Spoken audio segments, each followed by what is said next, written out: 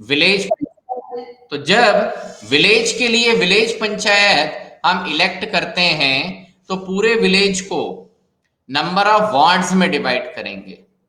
इसी तरीके से जब तालुका पंचायत के लिए इलेक्शन होंगे तो पूरे जो तालुका है, अब उस तालुका जैसे हम एग्जांपल लें कि कोरपना तालुका में अराउंड 125 विलेजेस हैं, तो वो जो 125 विलेजेस हैं they are divided into ward.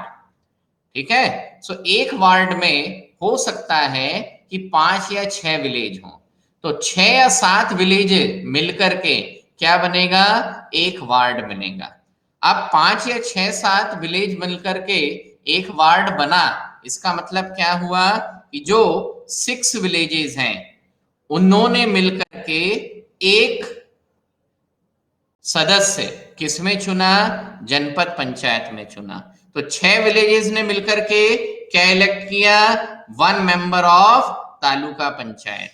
ठीक है, सो 125 डिवाइडेड बाय 6।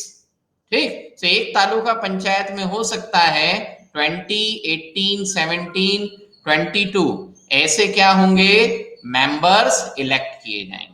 ठीक, so the members of this representative body are elected by all the panchayat members in that area।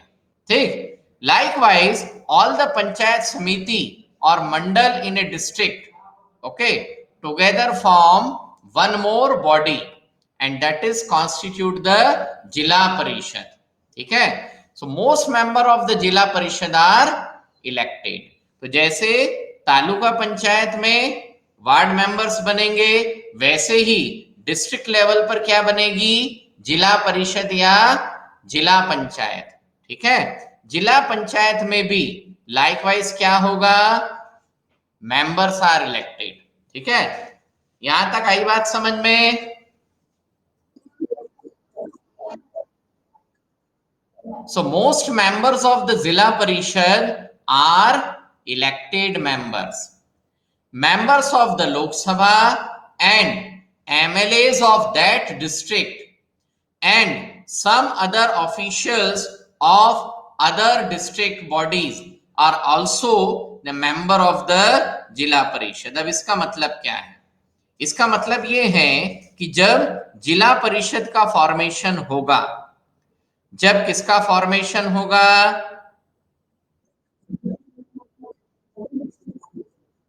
तो जिला परिषद के फॉर्मेशन में पूरे के पूरे डिस्ट्रिक्ट को नंबर ऑफ वार्ड्स में डिवाइड किया जाएगा।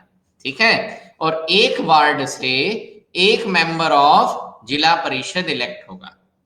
ओके, जैसे हम चंद्रपुर डिस्ट्रिक्ट की बात करें तो in case of Chandrapur district, okay, there are around 1400 villages. तो 20 या 25 विलेजेस मिला करके क्या होगा, 1 वार्ड मेंबर इलेक्ट होगा। ठीक है, अब ये जो मेंबर है this is the member of the Zilla Parishad. तो मान लो चंद्रपुर जिले से around 25 members are elected for the Zilla Parishad. अब ये जो 25 मेंबर्स हैं ये तो हो गए क्या, इलेक्टेड मेंबर्स। ये क्या हो गए, ये क्या हो गए, ठीक है। अब इलेक्टेड मेंबर्स के अलावा, अब इलेक्टेड मेंबर्स के अलावा मतलब इलेक्टेड मेंबर्स को छोड़कर, ठीक है, इलेक्टेड मेंबर्स को छोड़कर बहुत सारे अदर लोग जो हैं दे आर ऑल्सो अपॉइंटेड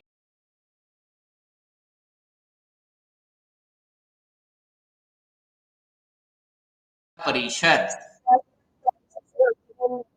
हाँ, it is happening because of the net issue. ठीक है, नेटवर्क कनेक्टिविटी बहुत स्लो है। ठीक, सो जो टीचमेंट ऐप है इसका अपलोडिंग डेटा कम लेता है, तो यदि टीचमेंट पे वॉइस ब्रेक हो रही है तो यूट्यूब तो चल ही नहीं पा रहा होगा। ठीक है, अभी देखते हैं, otherwise I will switch on to the mobile phone. ठीक है, यदि ज्यादा प्रॉब्लम होगा so will switch on to the mobile class. चलो, सो जिला परिषद चेयर, इतना जिला परिषद का आया समझ में। सो जो जिला परिषद है, जिला परिषद में एक तो इलेक्टेड मेंबर्स होंगे, और इलेक्टेड मेंबर्स के बाद में और क्या होंगे, automatic appointed members. Automatic appointed members का मतलब they are on the post of somewhere else, but since they hold that particular post, they are automatically be the member of the Zilla Parishad. ठीक है, जैसे members of the Lok Sabha and MLA of that district and some other official of other district level bodies are also its member। अब इसका मतलब क्या है, इसका सीधा मतलब है कि फॉर एग्जाम्पल हमारा चंद्रपुर जिला परिषद है, ठीक है, और हमारे चंद्रपुर में एक लोकसभा मेंबर है, तो चंद्रपुर के जो लोकसभा मेंबर हैं वो ऑटोमेटिकली किसके मेंबर बन जाएंगे, चंद्रपुर जिला परिषद। इसी तरीके से चंद्रपुर डिस्ट्रिक्ट से जितने भी एमएलए इलेक्ट हुए हैं वो ऑटोमेटिकली क्या बनेंगे, they are automatically considered as the MLA, sorry as the member of the Zilla Parishad. ठीक, इसके अलावा collector of the district, district collector, deputy collector, district education officer, district development officer, okay, they are also the member of the Zilla Parishad. हालांकि इन लोगों को जिला परिषद का member बनने के लिए अलग से चुनाव लड़ने की जरूरत नहीं है। इतना कॉन्टेक्स्ट आया समझ में? ठीक, तो जब जिला परिषद या जिला पंचायत बनेगी तो जिला परिषद या जिला पंचायत में दो प्रकार के मेंबर्स आएंगे। एक वो जिन्हें जिला परिषद का मेंबर बनने के लिए चुनाव लड़ना पड़ेगा और चुनाव जीतना पड़ेगा, और दूसरे वो मेंबर जो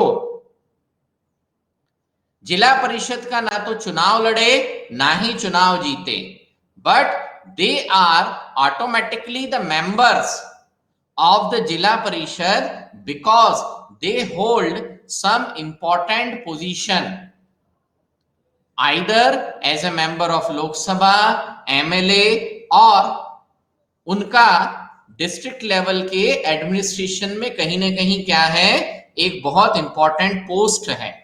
ठीक है, जैसे जिला परिषद का चुनाव लड़ने के लिए कलेक्टर को जरूरत नहीं है कि कलेक्टर जब जिला परिषद का चुनाव लड़ेगा तो ही वो जिला परिषद का मेंबर बनेगा। ठीक है, परंतु जिला परिषद यानी डिस्ट्रिक्ट के डेवलपमेंट के लिए काम करने वाली पंचायत, तो ऑटोमेटिकली कलेक्टर के बिना उस जिला परिषद का काम चलने वाला नहीं है। Getting the point? हाँ, इसी तरीके से उस डिस्ट्रिक्ट के लिए, जिले के लिए यदि कोई डेवलपमेंट फंड इकट्ठा करना है, सेंट्रल गवर्नमेंट से पैसा लाना है, स्टेट गवर्नमेंट से कोई फंड ऑर्गेनाइज करवाना है, तो वो सारे काम किसके बिना नहीं चलेंगे, लोकसभा मेंबर और एमएलए के बिना नहीं चलेंगे। इसलिए these people also need to be the member of the जिला परिषद। इसलिए इन लोगों को भी किसका मेंबर बनाना पड़ेगा, इन लोगों को जिला परिषद का मेंबर बनाना पड़ेगा। Got it? ओके, तो वो एक एंटायर सिस्टम जो है दैट वाज डेवलप्ड। ठीक है, और इस तरीके से क्या बनती है जिला परिषद। अब अभी जो हमने पढ़ा local government, that local government we studied about the rural local government, है ना, विलेज पंचायत, जनपद पंचायत और जिला पंचायत। तो ये जो तीनों थे ये हमने किसके कॉन्टेक्स्ट में पढ़े, we studied these in context of rural local government. किसके कॉन्टेक्स्ट में पढ़े हमने? ठीक है, तो रूरल लोकल गवर्नमेंट के केस में we have three type of panchayat. These are village panchayat मतलब कि ग्राम पंचायत, फिर जनपद पंचायत यानी तालुका लेवल पर, और डिस्ट्रिक्ट पंचायत या जिला परिषद, वो पूरे जिले के लिए। ठीक ना। Similarly local government bodies exist for urban areas. जिस तरीके से रूरल एरियाज के लिए लोकल गवर्नमेंट थी, ग्राम पंचायत, तालुका पंचायत, जनपद पंचायत, उसी तरीके से अर्बन एरियाज के लिए भी क्या होंगी, लोकल गवर्नमेंट बॉडीज होंगी। ठीक, और वो जो अर्बन एरियाज यानी शहरी क्षेत्रों के लिए, किसके लिए बेटा, शहरी क्षेत्रों के लिए, किसके लिए, तो अर्बन एरियाज के लिए भी लोकल गवर्नमेंट बॉडीज बनती हैं, and they are called as what, municipalities. What are they called, ठीक है। सो अर्बन एरियाज के लिए लोकल गवर्नमेंट बॉडीज होगी। अब अर्बन एरियाज मतलब शहर, तो शहर छोटा भी हो सकता है, बड़ा भी होता है, और बड़ा भी होता है। तो according to the size, that is the population of the urban areas, the name is little bit different for the local government bodies in urban areas. तो यदि शहर छोटा है, टाउन्स हैं, तो in case of towns the local government body is known as what, जो towns हैं, तो टाउन्स के केस में लोकल गवर्नमेंट बॉडीज को क्या बोलेंगे, म्युनिसिपैलिटीज। जैसे गढ़चंदूर इज ए स्मॉल टाउन, सो गढ़चंदूर क्या है, एक नगर पालिका है। हैव यू हर्ड अबाउट गढ़चंदूर नगर पालिका? Because the size of the town Garchandur is small. ठीक, likewise the big cities are constituted into municipal corporation. किसी का माइक ओपन रह गया है, switch off your mic, otherwise I am forced to mute all of you. चलिए, sorry for that. So big cities are constituted into municipal corporation. जो big cities हैं, जो बड़े शहर हैं, ठीक है, बड़े शहर में क्या बनेगा, म्युनिसिपल कॉर्पोरेशन। जैसे गढ़चंदूर, सॉरी चंद्रपुर, ठीक है। सो चंद्रपुर में नगर पालिका नहीं है, Chandrapur has a Nagar Nigam. What Chandrapur has, so nagar nigam is what, municipal corporation। ठीक ना, both municipalities and municipal corporations are controlled by elected bodies consisting of people's representative। इसका मतलब जो म्युनिसिपैलिटीज हैं टाउन्स के लिए, म्युनिसिपल कॉर्पोरेशन बिग सिटीज के लिए, ठीक है। तो ये म्युनिसिपल कॉर्पोरेशंस या म्युनिसिपैलिटीज में जो मेंबर्स हैं, they are the elected representatives. वो क्या होंगे, who are elected representatives, got it? Who are they, who are they? ना, जैसे ग्राम पंचायत के केस में the village was divided into wards, in the same case the town और the big city is divided into wards. उसी तरीके से जो towns और बिग सिटीज हैं उनको भी किस में डिवाइड किया जाता है, वार्ड्स में डिवाइड किया जाता है। दे आर डिवाइडेड इनटू,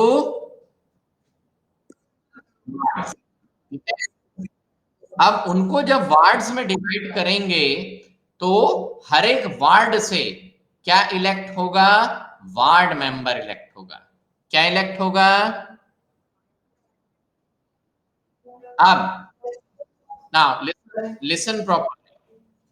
तो ग्राम पंचायत का जो मेंबर है उसको बोलते हैं पंच, इसी तरीके से म्युनिसिपैलिटीज और म्युनिसिपल कॉर्पोरेशंस से यदि रिप्रेजेंटेटिव इलेक्ट हैं, so these representatives are called as corporator. ठीक है, सो यदि विलेज पंचायत से कोई मेंबर इलेक्ट हुआ तो उसे पंच बोलेंगे, परंतु जब म्युनिसिपैलिटीज और म्युनिसिपल कॉर्पोरेशन में कोई रिप्रेजेंटेटिव इलेक्ट होता है, then this representative is called as corporator. ठीक है, so municipal chairperson is the political head of the municipalities. अब वो जो म्युनिसिपैलिटीज है उसका भी एक हेड होगा, that is what municipal chairperson. ठीक है, यानी जैसे हम नगर पालिका है तो नगर पालिका में बहुत सारे मेंबर्स हैं और एक क्या होंगे, नगर पालिका अध्यक्ष होंगे। ठीक है, so someone from Gadchandur please tell who is currently the nagar palika adhyaksh in Gadchandur. Someone repeat it again.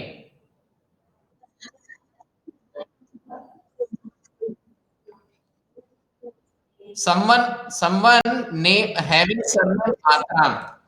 Okay, write the name in chat box if you knows. Write the name of person in chat box. Okay, now in a municipal corporation such a head of, ठीक है, तो municipal जो municipalities हैं, municipalities में उन्हें क्या बोलेंगे, municipal chairperson यानी नगर पालिका अध्यक्ष। जब म्युनिसिपल कॉर्पोरेशन बनेगा बिग सिटीज में, ठीक है, सो वही म्युनिसिपल कॉर्पोरेशन का जो हेड है, the head of the municipal corporation is called as mayor. उन्हें क्या बोलेंगे, मेयर। समझ में आया? ठीक है, तो नगर पालिका में यदि हेड है तो नगर पालिका अध्यक्ष, that is municipal chairperson. Municipal corporation के हेड है तो what does he called, he was called as mayor. ठीक है, चलिए let us see Sunita Atram, है ना, someone is writing Tekam, someone is writing Atram, but she is what, ठीक है, not an issue. So she is the nagar पालिका अध्यक्ष। अभी वो क्या है, ठीक है, इसी तरीके से the head of the municipal corporation in Chandrapur, तो चंद्रपुर में जो म्युनिसिपल कॉर्पोरेशन है, the head of the municipal corporation of Chandrapur is called as what, mayor. उन्हें क्या बोलेंगे, मेयर। ठीक है, so this is what the structure of local government body in urban areas. ठीक, अब एक बात बताओ, for example there is a very big town or cities like Nagpur, Mumbai. ठीक है, नागपुर है, मुंबई है, पुणे है, भोपाल, इंदौर, ग्वालियर, दिल्ली, मुंबई। ठीक है, so these are much bigger urban areas than Chandrapur. ठीक है, सो ये जो बड़े बड़े सिटीज हमारे कंट्रीज में हैं, they are also having the local government bodies. ठीक है, but they have a little bit different nomination the local government bodies. उनके लिए जो नॉमिनेशन है वो थोड़ा सा कैसा है, डिफरेंट है। ठीक है, सो छोटा टाउन या सिटीज है तो म्युनिसिपैलिटीज, चंद्रपुर के साइज का है तो municipal corporation, but Nagpur, Mumbai, Delhi, Chennai, so in case में they have a local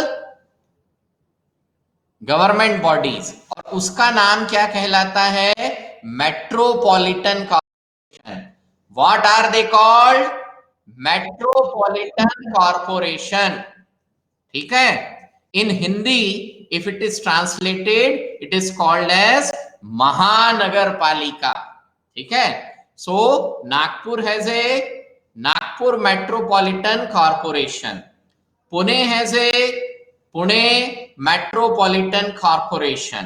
Mumbai has a Mumbai metropolitan corporations. ठीक है, got it? So so in case of urban areas के केस में we have the local government bodies and these are, छोटा है तो municipalities, बोले तो नगर पालिका, म्युनिसिपल कॉर्पोरेशन बोले तो नगर निगम, और बहुत बड़ा है तो then it is metropolitan corporation. ठीक है ना. The new system of local government is the largest experiment in democracy conducted anywhere in the world. इसका मतलब जितना बड़ा लोकल गवर्नमेंट स्ट्रक्चर इंडिया में बनाया गया है, इतना बड़ा लोकल गवर्नमेंट स्ट्रक्चर वर्ल्ड के और किसी पार्ट में किसी भी कंट्री ने एस्टैब्लिश नहीं किया. ठीक. In this case, there are now about 36 lakh elected representatives in the panchayat and municipalities all over the country. यदि हम इंडिया का, पूरे कंट्री का कैलकुलेशन करें, है ना, तो सारे कंट्री में, हमारे पूरे हिंदुस्तान में जितनी ग्राम पंचायत हैं, उनमें जितने वार्ड मेंबर हैं, तालुका पंचायत, उसके मेंबर, उसके प्रेसिडेंट, जिला परिषद, ठीक है, फिर municipalities, municipal corporation, metropolitan corporation, तो सारे के सारे इलेक्टेड रिप्रेजेंटेटिव्स को यदि हम काउंट करें, so around how many elected representatives we have? 36. ठीक है. This number is bigger, this number is bigger than the population of many countries in the world. World में बहुत सारी कंट्रीज तो ऐसी हैं जिनकी टोटल पॉपुलेशन 36 लाख नहीं है, और हमारे पास इतने तो ओनली क्या है, रिप्रेजेंटेटिव्स हैं. ठीक. The constitutional status for the local government has helped to deepen democracy in our country. ठीक है. सो 1992 के बाद जिस तरीके से local government was given decision making power and at the same time the local government was awarded the different sources of revenue. ठीक. तो it has deepen democracy in our country. ठीक है. तो जो लोकल गवर्नमेंट है उसके establish होने के बाद में डेमोक्रेटिक सिस्टम क्या हुआ है, इंडिया में और ज्यादा मजबूत हुआ है. ठीक. More and more number of people now able to participate in the decision making. ठीक. Then it has also increased women's representation in our democracy. ठीक है. महिलाओं को भी काफी ज्यादा रिप्रेजेंटेशन किसके जरिए मिल रहा है? They are getting representation through local government. ठीक है. At the same time there are many difficulties. ठीक है. इसी के साथ साथ local government is also facing some difficulties. अभी ध्यान से सुनना, ये जितना पैराग्राफ है difficulties, okay, this paragraph is one of the important question frequently being asked in the examination. ठीक है. मेरी बात सुनाई दे रही है?